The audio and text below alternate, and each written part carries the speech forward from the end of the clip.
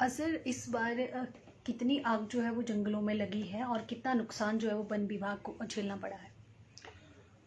और fire season जिसको हम 15 अप्रैल से लेकर 15 जुलाई तक मानते हैं, उस पीरियड में हमारे टोटल जो धर्मशाला वन मंडल के तहत 281 281 केस फायर इंसिडेंट्स के हुए, जंगलों आगजनी की घटनाएं हुई, जिसमें लगभग 1200 हेक्टेयर एरिया अफेक्ट हुआ।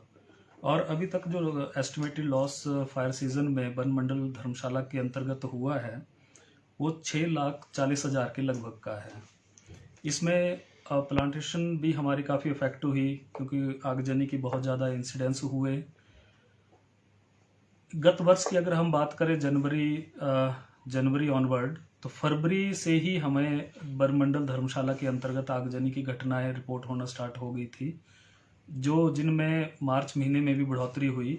अप्रैल मई महीने में काफ़ी ज़्यादा आगजनी की घटनाएं हुई, जिसमें नेचुरल एरिया और प्लांटेशन एरिया, उनमें हमें नुकसान उठाना पड़ा इस बार। सर, फरवरी माह से आपने कहा कि ये फायर सीजन शुरू होने से पहले ही, तो फरवरी में कितने केस जो है वो आने शुरू हुए? फरवरी में हमारे 2 केस धर्मशाला वन मंडल में रिपोर्ट हुए थे।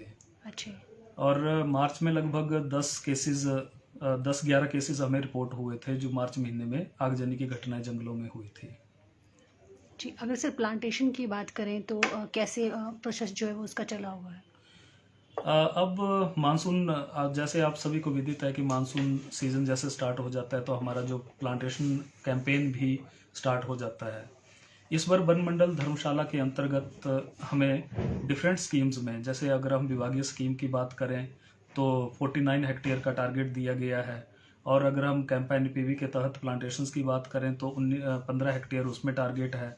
एक जर्मन फंडेड KFW प्रोजेक्ट, जिसको हम Himachal Pradesh forest ecosystem climate proofing project के नाम से जानते हैं, उसके तहत 66 जो BFMS विलेज फॉरेस्ट मैनेजमेंट सोसाइटियों का गठन किया गया है। उनके अंतर्गत लगभग हम 560 हेक्टेयर पौधारोपण का कार्यक्रम है, पौधारोपण का जो हमारा टारगेट है सोसाइटियों के माध्यम से KFW प्रोजेक्ट के अंतर्गत, वो किया जाएगा। वन मंडल धर्मशाला की बात करें तो इस वर्ष लगभग 2.5 लाख पौधे रोपित किए जाएंगे। सर, बात करें फायर सीजन के दौरान तो कितनी FIR जो है वो दर्ज हुई है?